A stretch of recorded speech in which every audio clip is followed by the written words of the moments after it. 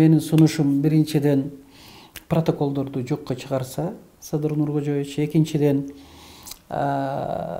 комиссияда абдан дасыккан кесипкөй адамдар чогулуп кайрадан иштеп чыкса, баягы 8 күндүн ичинде чечем деген бул өтө шашылыш чечим. Бул андай болбош керек.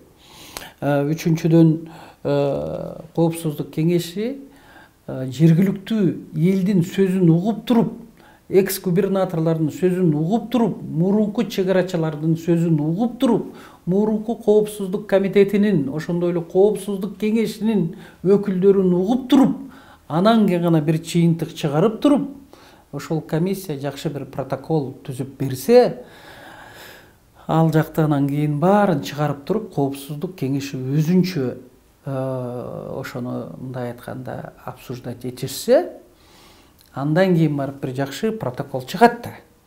Ошол жакшы протокол менен анан кийин Тажикстанга барыш керек.